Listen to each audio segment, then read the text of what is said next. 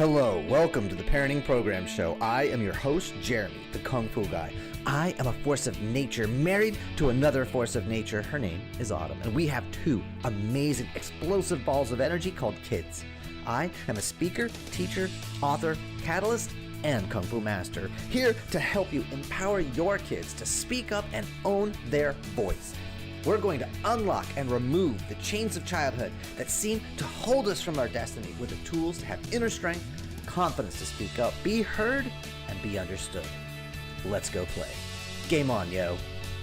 How many of you remember playing games as children, and when you won, felt great, felt awesome, but when you lost, when somebody else won, did you feel like a loser? Did you get sad? Did you feel small inside? Maybe like you weren't enough? We've all been there. So hi guys, this is Jeremy with the Parenting Program. Today we're going to talk about games and why that is so important for our children, but also for ourselves. This idea of there's two kinds of games. There's win-win games we call positive games, and then there's three kinds of negative games we call win-lose, lose-win, or lose-lose. And we'll get into that in just a little bit. But first I want to talk about this idea we're born winners. The fact you were born, you won the first race. Seriously, think about this. 400 trillion possible combinations that led to just one person, that is you. 400 trillion. You're the first you that has ever existed in the history of our species. And having watched twins, even if somebody was our genetic exact match, we'd still be our own person. So you won. You were born. You're born a winner. You have to learn to become a loser, to put that on as an identity. And that's what we're going to talk about today is how do we get out of this loser mindset? How do we change the games? How do we change the story? How do we change the games? And how do we just get more out of life and be happier? And we're going to do it in about 20 minutes. So let's buckle up and let's get going, Buttercup. So here's the deal. We have two ideas, positive, negative. Positive, you feel warm, you feel big, you feel happy, shoulders back, head up. And then negative, you feel small, you feel sad, you feel cold. And I came to this realization, actually, it began with my dad. He read a book in the 1970s called Games People Play. And the thing about games people play is it identified all this dysfunctional stuff. And it comes from a branch of psychology called transactional analysis. And they look at three relationships when we look at human dynamics. There is a parent, there is a child, and there is an adult. And the adult is more kind of even keel, neutral, kind of really sees what's going on. The parent is that part of us that runs in position, and I'm smarter, and I know better, and you should listen to me. And then that child is the kind of like the insecure, I'm afraid, but also that I want to go play and be silly and not take things too harshly. And so we could have the same conversation, but energetically receive it in different ways. I could be talking as an adult and someone receives me as a child, or they could receive me as a parent, or they could receive me as another adult.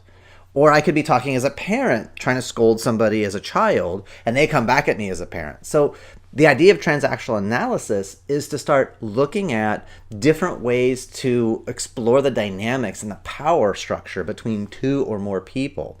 And so I was raised on a thing called TA for Tots, or transactional analysis for Tots. And this was part of the makeup of my family, is just this idea of relating to each other in different levels. And a lot of it, I didn't consciously know what was going on. It was just sort of in there. And then I read the book later as an adult and was like, oh my gosh, now I understand more. Because the book identifies all these different dysfunctional games and how to break the game, but not how to replace it with something positive. How can you make it a win-win? You feel good and they feel good at the same time. And so that's the challenge, right? Is how do I figure out, I was raised dysfunctionally and not necessarily me. I grew up dysfunctionally because of my own challenges.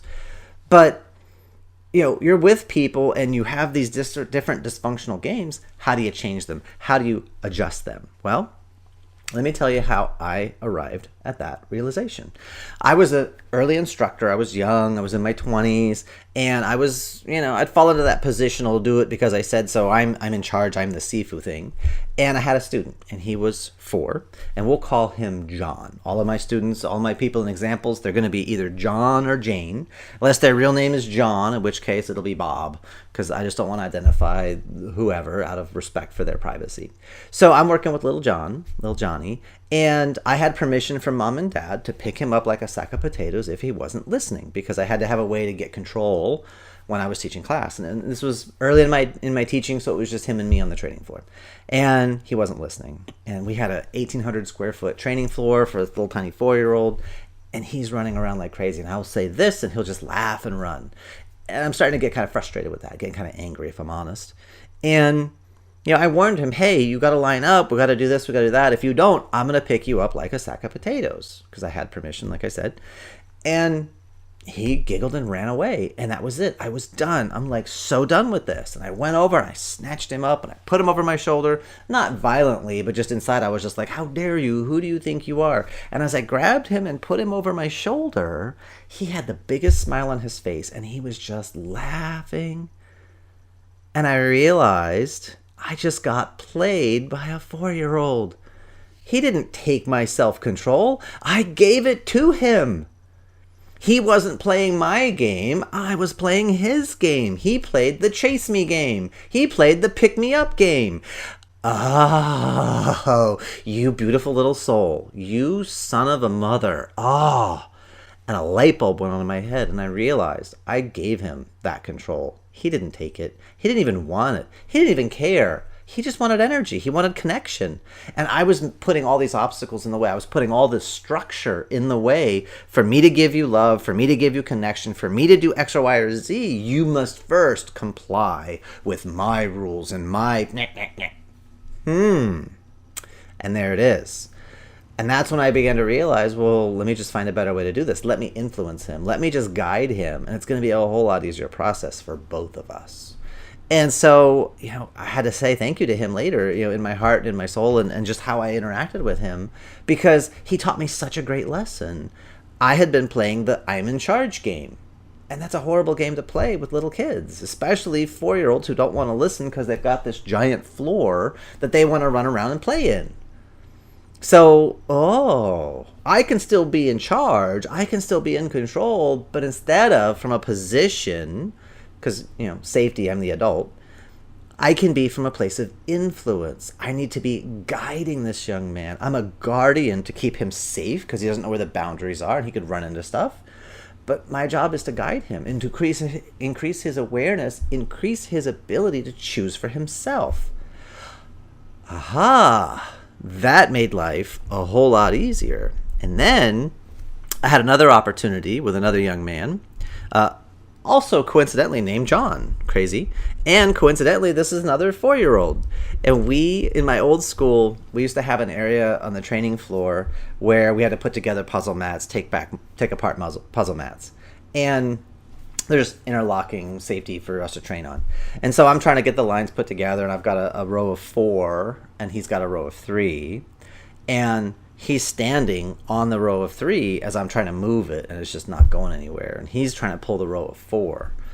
And I call out his name. I'm like, hey, John, can you step over the other pad? No reaction. Still focused. I'm saying, hey, John, the other pad, can you step? No reaction. Now, I have a choice. I can get louder. I can get angry because he's not listening to me. He's disrespectful. He's this. That's just this whole big story I'm creating. He's just focused on something different than what I'm focused on. So realizing this and remembering he can't have my self-control, because with the guy, the sack of potatoes, John, that young man, I made the decision never to allow a 4-year-old, or anybody really, to have my self-control. So now is a good time to test it, because this is a couple weeks later. And I said, hey, John, and I came over next to him. I'm like, hey, John, what do you think is easier?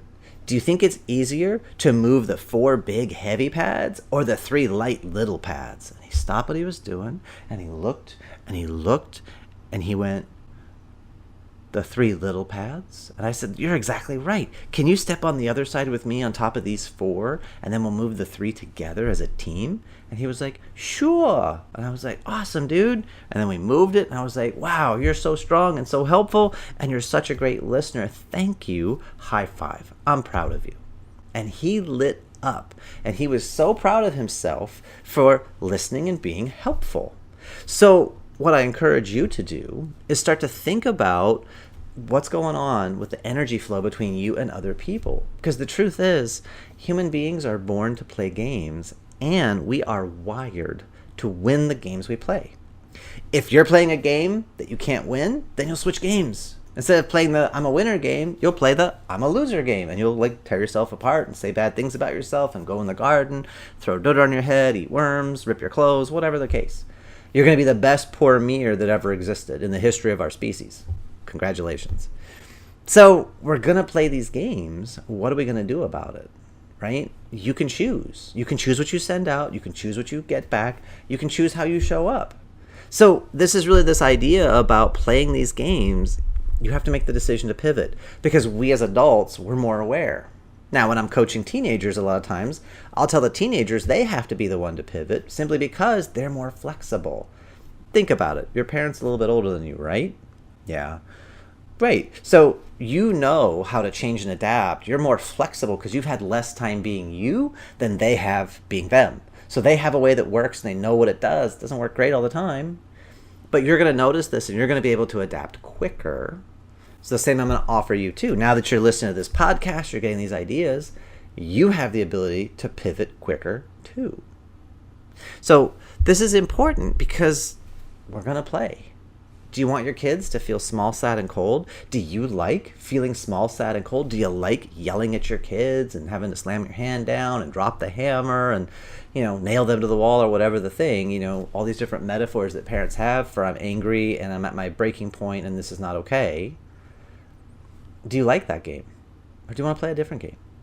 Because the cool thing is, with new awareness, it's like I give you a key, you can open new doors. And then you can walk through those new doors. Because if you don't know something's possible, you're not going to play that game. But once you see it's possible, you could change. So people ask me, wow, you're so good with this, that, and the other. How do you handle these kids? How do you not get upset? Easy. I just choose to play a I'm in control of me game versus a you control me game. To make that decision. And I realize when I'm ticking the wrong direction, I'm ticking towards giving you my self-control, I can pull back. I can step sideways. I can laugh at myself.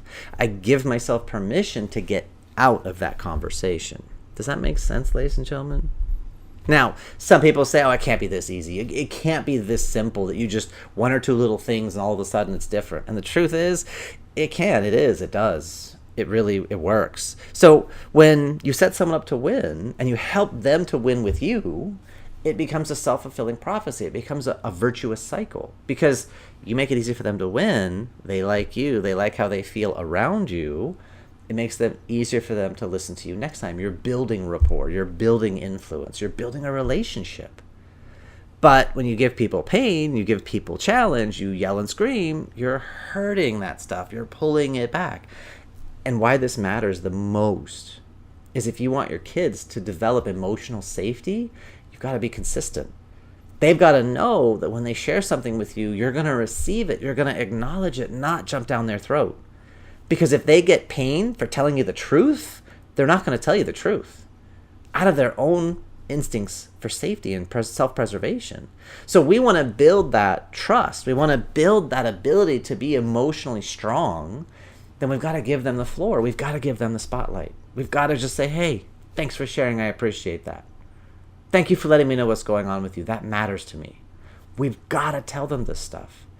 So yeah, it really is this easy to just change the game. In fact, let's try it out. I'll give you a little quiz, and then you check it out, and let's see what happens.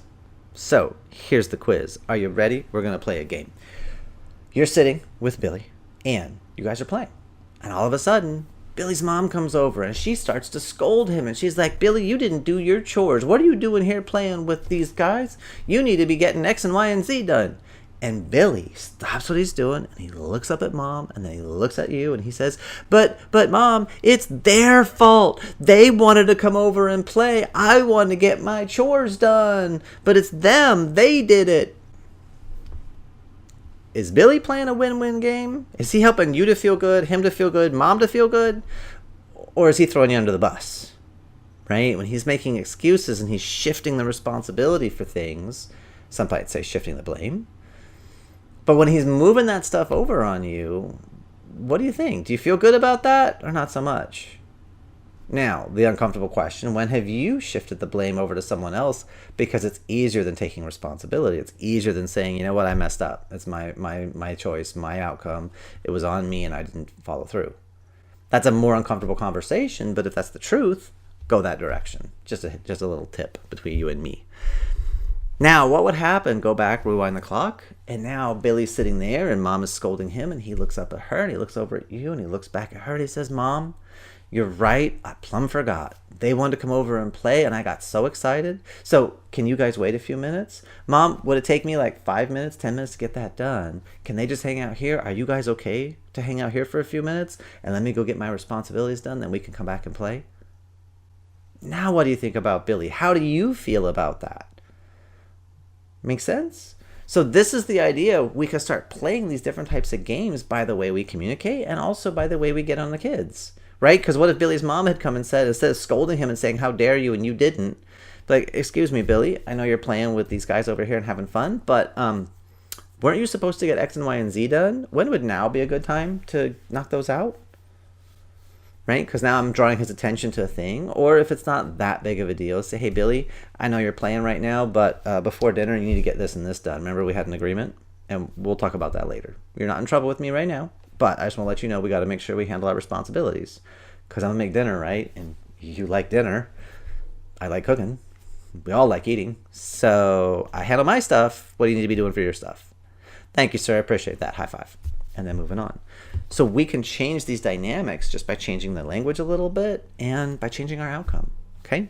So now, if it's okay with you, I would like to give you a couple of little tips. It's number one, first thing, start paying attention to what you're feeling and what your kids are feeling. Notice that stuff. You'll see people are sitting up like this, and this is where it's helpful if you guys are watching the YouTube version of the podcast versus the audio version, but people sit up nice and tall, shoulders back. They look solid. They look strong. You could even tap yourself and be like, oh yeah, I feel good. But when someone's feelings are hurt, you'll notice there's a little drop. There's a little, just a tiny little, it's almost like 2 millimeter almost, but it's like, oh. You'll see that, oh, that softness in their chest, that collapse. That means they got hit internally. They're like, oh. They feel bad, right? You'll see the brows come down, the head drop, the eyes will go towards the floor. They're going into their emotional systems, but they're starting to make themselves smaller. They're starting to submit to the moment, and they're not feeling good. So notice that stuff and be like, hey, wait, eyes up here, please. Because when, especially younger people being shorter than us, when we're like eyes up here, they have to look up. That starts to raise their chest, and it gets that energy back into them and brings more vitality back in. So that's the first thing, is pay attention to what your kids are feeling. If they drop down, and if I'm honest, when I went back and thought about when I went to grab John, who made me, I gave him my self-control. In that moment before I grabbed him, I could tell, yeah, I did. I dropped. I was like, oh, man. And then I went in emotion. It's like, oh, I triggered myself, that emotion. Versus if I had just smiled and been like, man, this kid has a lot of energy. I can respect that. So pay attention, first thing, to the emotion. Watch it, feel it. Number two, just start to identify the games you're playing. Are you guys playing win-win? I feel good, you feel good? Or are we starting to play negative games, which is lose-win, I feel bad, but you feel good. Win-lose, which is where I feel good, but you feel bad. Or lose-lose, where we all feel bad. Yay! So what game do you want to play? Start to notice that and go, wait a minute, where's this coming from? Why do I need to be right? Why do I need to be standing on this place and putting this forward? What's more important to me? Right? Do I want to really steamroll my kids, my spouse, my customers, my clients, my boss? Do I want to steamroll people to force them to my way of, or can I be more creative? Can I create a way for them to breathe and me to breathe at the same time? And next is, look at how you reward each other for playing your reindeer games. When your kids are looking you in the eyes. That's right, you better look at me in the eyes. Or, dude, I love when you look me in the eyes. You look so strong. High five. It lets me know that I'm being heard. I feel so heard when you pay attention with your listening with your nose, right? Sorry, my nose was killing me, and I just was trying to ignore it as long as I could. I'm back.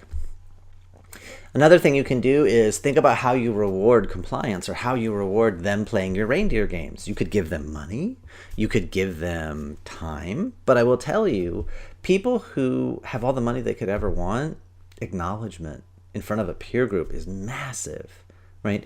General Napoleon once said, "I can accomplish more with bits of fabric than others can with pounds of gold." And it was this idea of recognition among a peer group saying, "Oh, I did a great job. Oh, I'm being a good example in front of people that matter to me." That's huge because it really reinforces that internal sense of self, getting that acknowledgement, I did right and other people are noticing, and that's going to build that internal power. Again, creating that emotional safety, creating that self-esteem, that sense that what I do matters because it's being acknowledged by the peer group, the people that matter to me. You can do hugs, you can do high fives. Tell them what they're doing right. Instead of all the things they did wrong, I love how you did this and this. There's some areas to grow, of course, but I love this and this. That's looking good. It feels so solid. You look so solid. Tell them. Use that stuff. It's okay. You're not going to build their self-inflated ego in this huge entire thing. That actually comes when they know they did crap and they still got rewarded. Because then they know what I do doesn't matter. It's meaningless because these stupid people are just going to give me stuff anyway. That's when the conceit begins to show up. That's when the ego begins to show up. That's when the dysfunction shows up. But when it's genuine praise for genuine results, that's how we build people. That's how we build ourselves. And then the last tip I'll give you today is add the language pattern of what I like about you is. And this is important because when young people are upset and they're down here and they got that negative energy and they're feeling bad for themselves, be like, hey, I know it's difficult. I know this isn't easy. I know this is a challenge. But you know what else I know? What I like about you is you're the type of person who can take a moment and pause and then take a step back in and do even better. And so we can use this what I like about you is to interrupt a thought process and insert something stronger. A part of them that we see, and you need to be genuine. Whatever you are acknowledging in them, make sure it's genuine. Don't just blow smoke because you know when you're just blowing smoke and so do they. So don't lie to them. Don't pad this stuff. Be genuine in your praise, but reinforce, remind them of their stronger capabilities, right? My stepson, Jamie, when he learns new skills, he struggles at first. When he learned to ride a bike, got angry, slammed it down. When he learned to swim, same thing. It's like, dude, you got this. I had to use, because I taught him swimming before I taught him to ride a bike. I was like, dude, the way you went through swimming, remember we struggled, but we built and then you started to get success? Same thing is happening with riding a bike. And now he's interested in becoming a DJ and getting the beats to line up and getting the music. And dude, same thing's going to happen. Being hard on yourself is a waste of energy. What are you doing right? What could you be doing better? I'm not doing anything right. That's not true. You're still breathing and you're still sitting here. So you're still alive. You're doing some stuff right. Now, what else are you doing right? And I can get him to laugh, then we can change that conversation and make things a whole lot better.